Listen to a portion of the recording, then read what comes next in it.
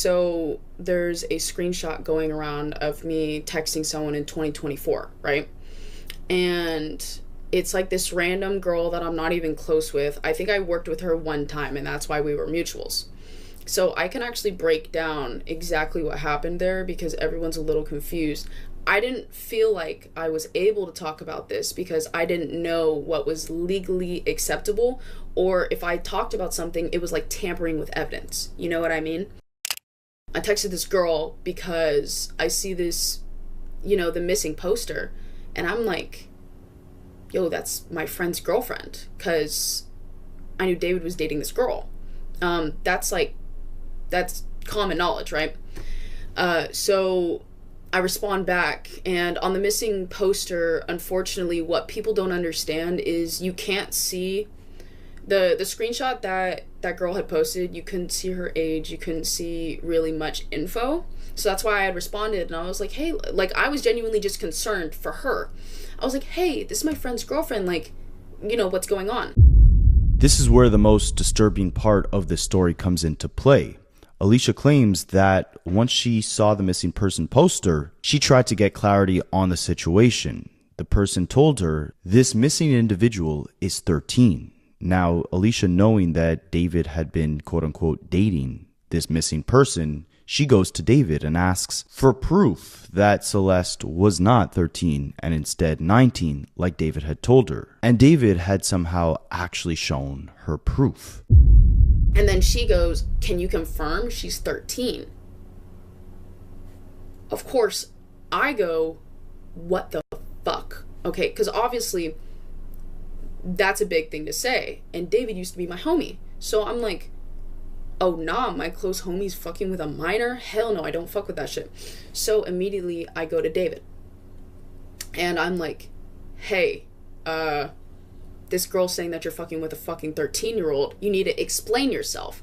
He was like, dude, that's not even true. Like, she's like 19. And I was like, no, she's not. She said she's 13. Like, show me proof. And you know what? He showed me proof. And I was like, okay, I'm gonna back off. I feel like I'm harassing my friend. Obviously, now that's a little too much. And obviously there was more conversation than that. I can't get into every single detail for legal reasons. But I didn't just go, oh, hey, is your friend 13? And he went, no. And I was like, oh, okay, la la la la la la. Like, I wasn't being stupid. I was like, no, show me proof. I need to see actual evidence because I think you're f***ing with a minor. And obviously when my friend tells me, he's like, no, I'm not, shows me proof that he is not, and I harass him more, and he's like, dude, like, chill the fuck out. Like, manipulated the fuck out of me, to be honest. I was like, okay, like, honestly, I'm tripping. A missing persons poster. That's how one of David Burke's closest friends says she first realized the girl he called his girlfriend had a face the whole city was searching for. Not a tabloid headline, not a police leak. A flyer stapled to a pole with a photograph she recognized. That's the visual you need to hold on to for this entire video.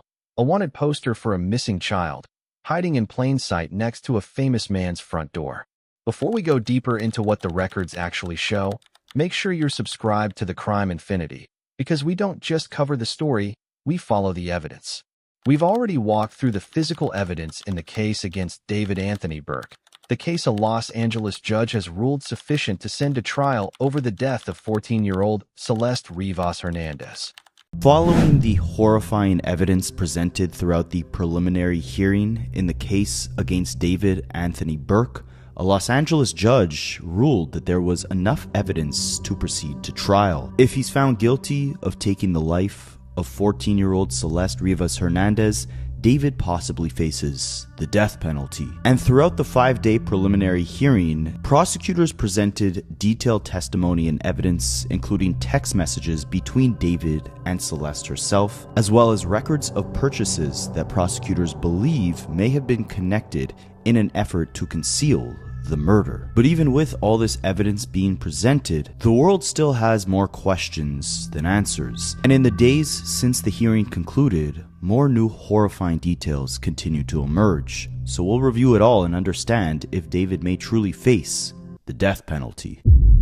I think what's first most important to understand is how David's defense team will attempt to poke holes in the prosecution's case. David has pleaded not guilty, and that doesn't mean that his defense team has to prove that he did not take Celeste's life. Instead, they must show a jury that there is not enough evidence to concretely say that David did take her life. And even though we know, based off the hundreds of text messages between David and Celeste, that they were engaged in some sort of relationship, the key question which will determine David's fate is what The chainsaws, the inflatable pool, the DNA in the garage. That case is documented, not decided. He has pleaded not guilty, and under the law, he remains innocent until a jury says otherwise. he truly took that child's life. In my legal opinion, the prosecution has a lot. If they're trying to prove that David had an illegal sexual relationship with a minor over a period of time, when LAPD detective Corey Farel was on the stand, he went through all of these alleged sexually explicit photos reportedly on David's phone. I'm not even going to get too specific on this, but basically, it was alleged these were images of the singer engaging in sex acts with Celeste. Naked photos, text messages about Plan B, pregnancy, and abortion, sexual positions, the relationship, emergency contraception. And Farel says the dates of these conversations with sexual references began all the way back in November of 2023 and continued until March of 2025.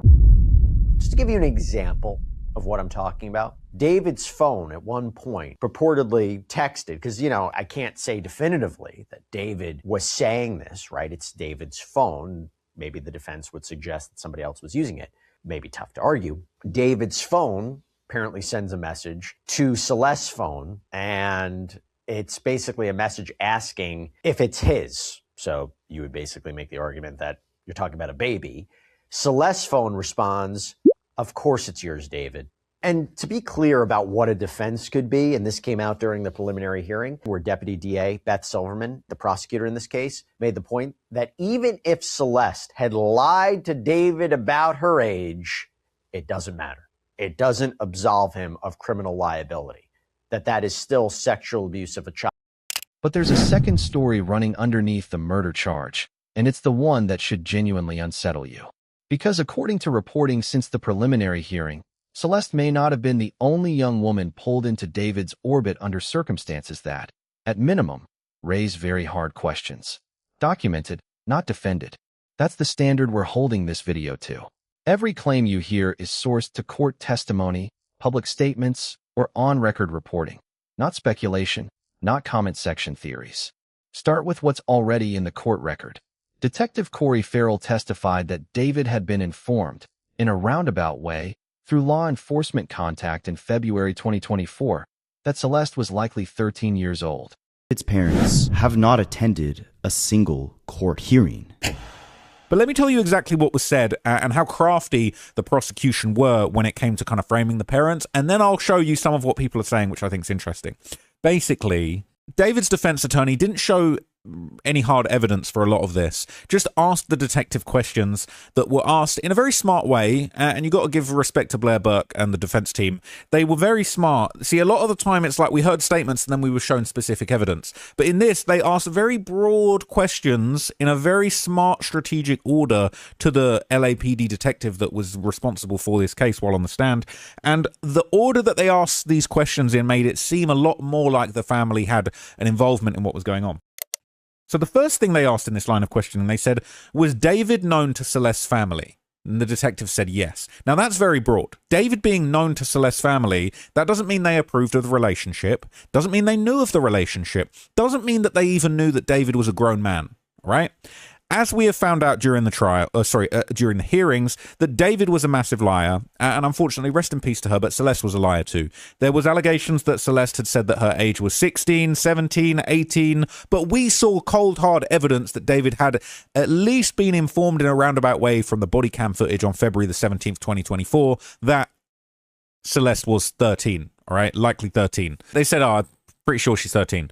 And he acknowledged, he said, people are saying she's 13, but she told me she was 18. Bear in mind, this is amid the context of basically like David having Operation Awesome, a plan with his security guard to come and kidnap her in the middle of the night from her family home, with the help of a security guard in the middle of the night, and giving her bags to basically pack all of her belongings so she can move out the family home. Does that sound like a family that's aware of the relationship and supportive of the relationship, that he's having to come with security in the night and sneak her out of her home to move her away, and then within 2-3 days of that happening, the police are knocking on the door informing him that she's 13 and she's hiding somewhere else? Does that sound like the family knew what was going on or approved of what was going on? No. All they said was David's known to Celeste's family. Now, that's nothing new, because we knew that Celeste's father, once she saw the news about David and the remains being found in his car, he contacted the police saying, I think that might be my daughter. Now, that doesn't mean that Celeste hadn't potentially lied to her parents. That doesn't mean that maybe the parents knew about the relationship and they were doing everything in their power to stop it, but Celeste basically was just constantly giving them the runaround, running away, being kidnapped by David and his security, going missing. The police were coming knocking, looking for her numerous times. So that was a massive misrepresentation. The next question, they said, okay, and they phrased this very well. Now, listen very carefully to the exact words that I'm about to say. Blair asked the detective, after the missing persons report, after the initial missing persons report, Celeste's parents allowed her to live away from home in May 2024 with her aunt in the same city that David lived in. Now, a lot of people have taken that to say, oh, the detective said yes. Oh, that means that the parents allowed her to go and live with her boyfriend, who was an adult. They approved of they basically sent her off packing. Well, that's not what was said, was it? What was said was, after that missing persons report, so after they have this problem with her constantly running away, they allowed her to go and live with her aunt in the same city, LA County, that David lived in. That doesn't mean anything. So she wasn't sent to live with David. And they didn't ask the detective, was she allowed by her parents to go and live with David? Because the answer probably would have been no. And there would have been no evidence to that. And bear in mind, when she asks this, when she says, was David known to Celeste's family? And the detective says yes. They're not showing any proof of this. No proof. When she said, after the missing persons report, was Celeste allowed to go and live away from home with her aunt in the LA County area, in the same city that David lived in, not in David's house, not approved, not allowed, not with express permission to go and live with her adult boyfriend, all right? And they showed no proof. They didn't show proof. They didn't show a permission slip. They didn't show anything to say that she had been allowed to go and live with David, who was an adult, while she was a minor. That's not what was said. So now people have said, oh, she was sold off. Oh, she was coming back with money. Oh, she was... That's not what was said at all, okay? You got to focus on what they didn't say, because if they had better evidence, they would have brought it up. They were bringing up the best stuff they possibly could. So they said David was known to Celeste's family. Yes, we already knew that because Celeste's father called the police and said, I think that's my daughter, when he saw the news of a body found in Singer David's trunk. She asked the detective point blank, aunts and cousins knew about the relationship, right? And the detective said yes. So she didn't say the parents knew about the relationship, did she? She said aunts and cousins knew about the relationship. If the parents knew about the relationship, she would have asked, she would have said point blank, did the parents know about the relationship? Blair did not ask that because there was no evidence to that, and there would be absolutely no proof of that. She asked specifically about aunts and cousins. So as you can see, David's defense team was not specifically asking if Celeste's parents actually knew who David was. And while family members may have been aware that Celeste was dating someone by the name of David, no evidence in court was shown to prove that her parents knew she was seeing this 20-year-old famous. Body camera footage reportedly captured officers telling him as much. His response, according to testimony, people are saying she's 13, but she told me she's 18. And then, according to the timeline laid out by prosecutors, the relationship continued for roughly another year. Here's the question worth sitting with. If a grown man is told by police that a child is 13, and he keeps talking to her anyway, keeps arranging for her to leave her family's home anyway, is that the behavior of someone who was deceived or someone who simply didn't care? Now bring in Asia Collins. I met David when I was modeling on a set. I got hired as a model on his set. We hung out. We were friends, and then I got hired as a stylist on his tour, and because of that, people think that like I was somehow linked to this murder of Celeste Rivas, which is horrible. I haven't been able to dive into the exact details of everything because I've been trying to be super respectful to the investigation and to Celeste Rivas's death, also to all of the like the trial and the investigators, like you realize legally I can't really talk too much about things. All I can really say is like, no, we never dated. We used to be friends, but obviously when I found everything out. She's a model and stylist who worked with David on tour, and she's since gone on record describing her own experience of finding out the truth. She says she saw a missing persons flyer, recognized the girl in the photo as someone she believed David was dating, and reached out to the person who'd posted it. She was told the missing girl was 13. Alarmed, she says she confronted David directly and demanded proof. According to her account, he showed her something. She doesn't specify what. That convinced her, at the time, that Celeste was actually 19. She backed off. In her words, she felt like she was harassing her friend. Documented, not defended. A friend raised the alarm, was shown something that satisfied her, and walked away. That single exchange, a young woman doing exactly the right instinct, then being talked out of it, is arguably one of the most quietly devastating details to come out of this entire case. Not because Asia did anything wrong, because it shows how easily the truth was buried when it mattered most. Asia has said publicly that she was never romantically involved with David, that she cut ties once the full picture came out, and that she's cooperated fully with investigators. There is one thing I do definitely want to talk about with the David situation, which this is super difficult to speak about because I don't know what I'm allowed to talk about. The trial hasn't happened yet. That's one thing that is a really big deal. The trial has not started yet. I'm trying to be respectful. I was on the tour with David. I have been compliant with investigators, police, and everyone who has asked things of me. I've even put out a statement to the public on Reddit after I was getting a lot of death threats and harassment towards me and my family. So I don't know what more you guys want me to do. I've raised so much awareness about Celeste Rivas' death, and I feel for her and her family so fucking much. I'm trying not to fucking cry here, because obviously, like, you know, I think the worst thing about it is people, like, are not taking this shit serious. A little girl was killed. We need to take this serious. I just wish people would actually use their brains when it comes to stuff like this. Stop making fake AI evidence. Stop bringing people into this that have nothing to do with this. Like, oh my god, like, what more can I fucking say, bro? Like, I'm trying to talk about things. I'm trying to be straightforward. But this is all just like, this is fucking hell. This situation is hell, and hell for everyone who had to be around that dude. She's also pointed out that she and others in David's circle are now facing public backlash for a relationship they didn't choose and didn't condone. That's a fair distinction to draw. Association is not complicity. And this great friend. So we're all like, what the fuck? I think we're all a little scared. I think when you deal with a person who's like a genuine psychopath for the first time, I mean, like an actual psychopath, you're fucking lost, because you're like, what the hell just happened? I would have never thought in a million years he would do something like that.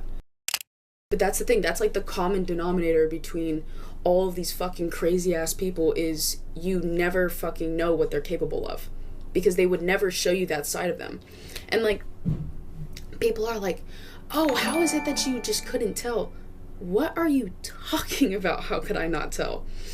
When you're, for instance, like when you're dating someone, right? God, I never knew he was a cheater. Like, I can't believe he cheated on me. Or like when you're friends with someone and they stab you in the back. and you're like, damn, I never thought they were capable of that. You'll never know what a person is capable of until they show you. That's just kind of how it works. But it doesn't erase the fact that, for a window of time, the warning sign was right there, and it was explained away. Then there's the reporting that takes this further. Rolling Stone's investigation into the case describes a pattern that predates Celeste entirely. Stone recently published an article diving into their own investigation related to the David case, and they actually alleged that it wasn't just Celeste, but David maintained other online intense relationships with other young women. There was a Jane Doe that says she was first messaged by David in summer of 2022. This is when his music career initially took off. Eventually, they were texting and calling each other regularly. And according to this Jane Doe, David, who was 18 at the time, was often a caring and attentive friend, but could also be stern and on a few occasions unnerving. Once, Jane Doe had been joking with David about Atami, which is an evil manga-style alter ego that David had created for his music videos, who would commit crimes that David would have to solve. Jane Doe joked that she could beat Atami in a karate fight, saying that David claims I can never beat Atami in a fight. David joked about him and Atami doing a violent act towards me, cutting my arms off. It was a joke, but it came out of nowhere. David ended their relationship in mid-2023, Jane Doe claims, saying that they weren't at the same quote-unquote maturity level and different stages of life. She claims that David was touring, he had a music career starting, and she was in high school. Unbeknownst to Jane Doe, David allegedly began his relationship with Celeste not long after. Jane Doe says, I feel like she got the worst version of him, a different version. It just really shocked and saddened me. It's disgusting to think that Celeste may have... According to that reporting, a woman identified only as Jane Doe says she began exchanging messages with David in the summer of 2022, back when his music career was just taking off, when he was 18 years old. She describes him as often caring and attentive, but also, on occasion, unnerving. In one exchange she recalls, a joke about an alter ego character David used in his music videos allegedly turned into him describing a violent act toward her, cutting her arms off. A comment she says he framed as a joke, but one that came out of nowhere. That relationship reportedly ended in mid-2023, with David telling her they were at different stages of life. Jane Doe says she later learned he began his relationship with Celeste not long after. Her quote, as reported, is one that deserves to sit in the room for a second. She feels like Celeste got a different, worse version of the same person. Ticking clock moment. If that timeline holds, if the pattern really does run from Jane Doe to Celeste and possibly further, then the question isn't just what happened to Celeste on the night of April 23rd, 2025. The YouTuber Mark the Shark, he actually went to the exact spot in Santa Barbara where Celeste's passport was found, and this is a random remote road with a bunch of forest within it. It's really eerie to think that, aside from Celeste's passport, if she truly did lose her life on that night, maybe David had tossed the murder weapon out in that exact same area.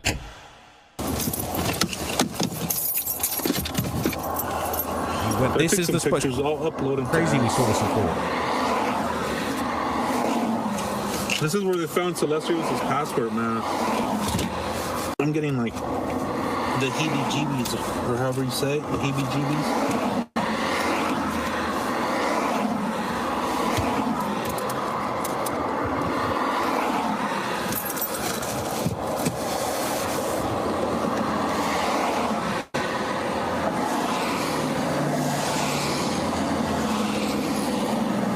Yeah, this is the exact passport spot. Well, it's like right up here. I'm gonna show you guys.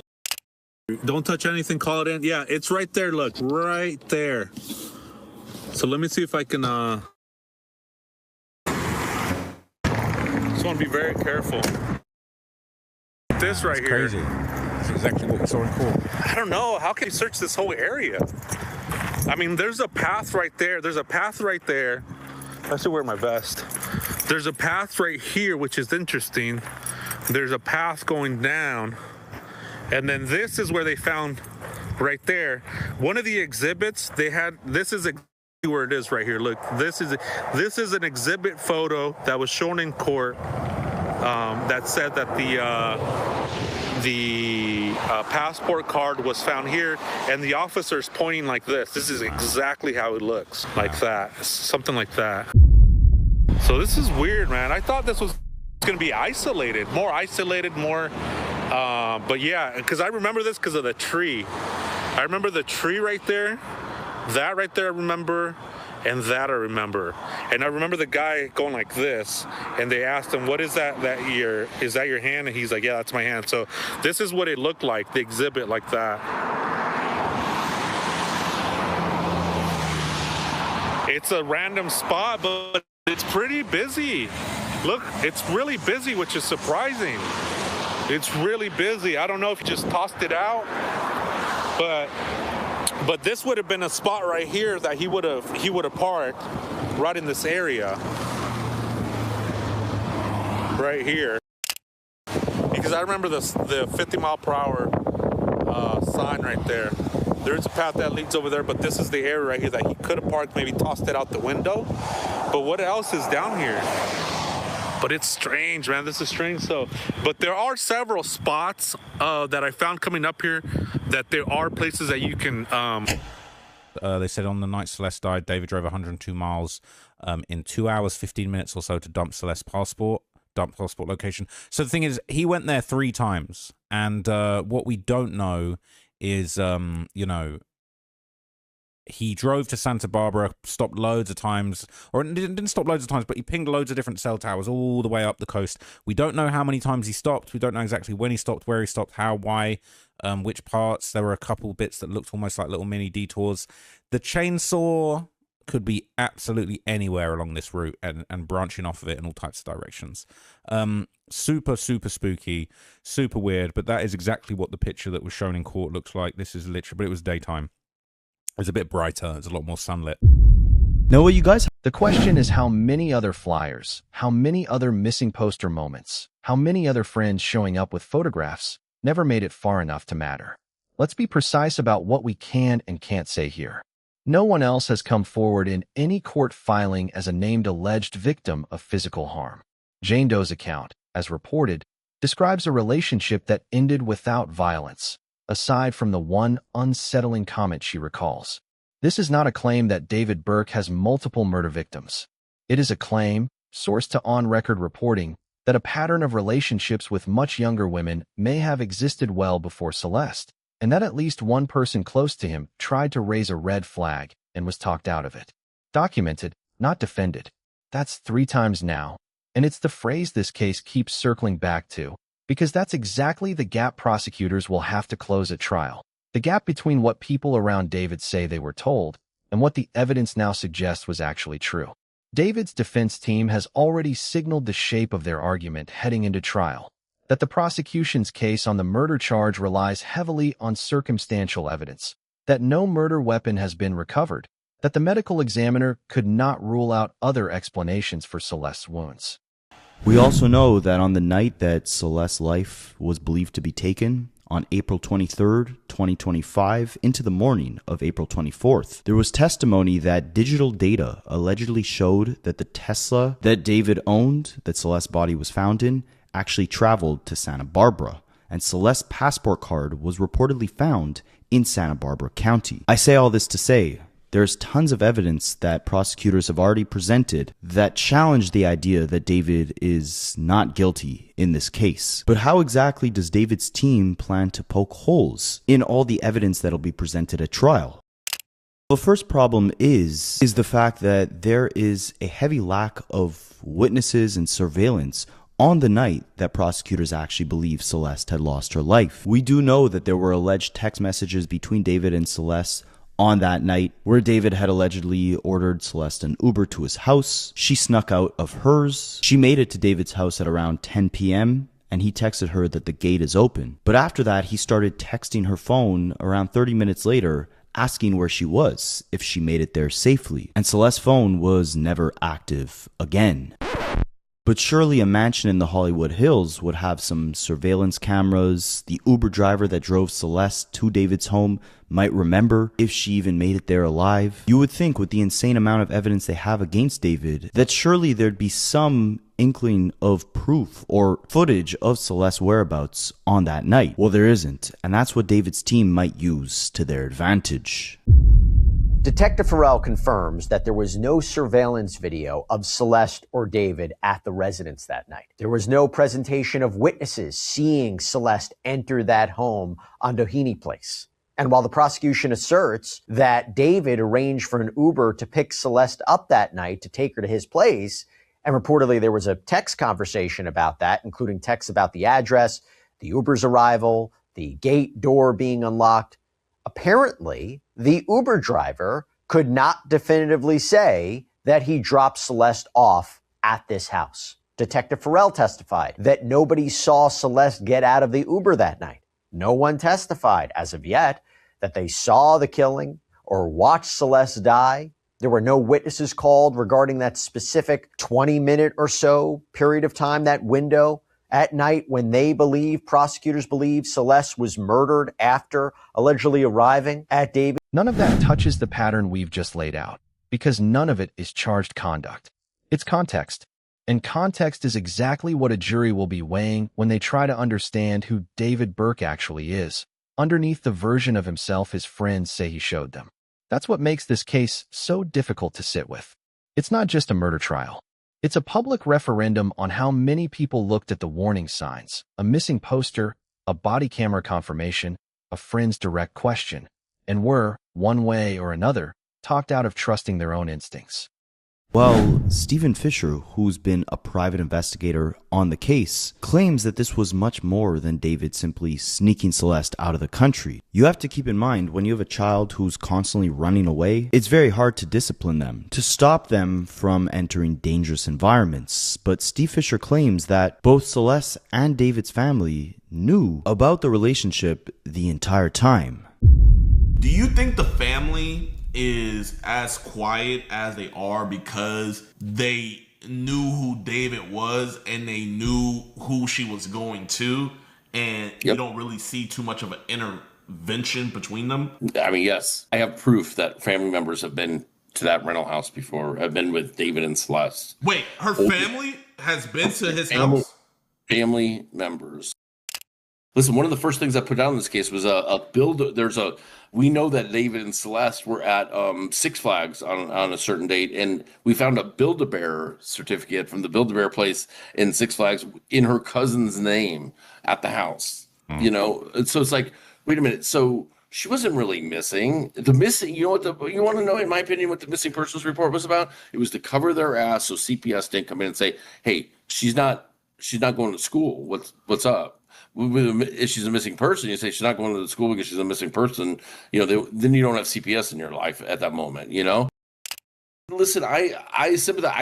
I know that they're grieving. I know they lost a daughter, but goddamn, like she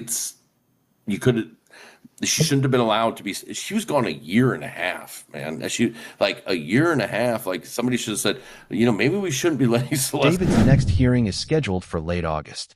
He remains in custody. Celeste Rivas Hernandez's family has attended every day of these proceedings.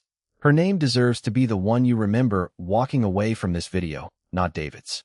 If you want to look at this yourself, search the Los Angeles County Superior Court public case docket for David Anthony Burke and read Rolling Stone's published investigation into the pattern we discussed today. Then come back and tell us in the comments. Do you think the adults around David, the ones who asked the right question and got talked out of it, bear any responsibility for what came after, or is that weight entirely his to carry? If this video helped you understand what the record actually shows, hit like, share it with someone following this case, subscribe to the Crime Infinity, and turn on notifications, because we'll be back the moment there's more to report.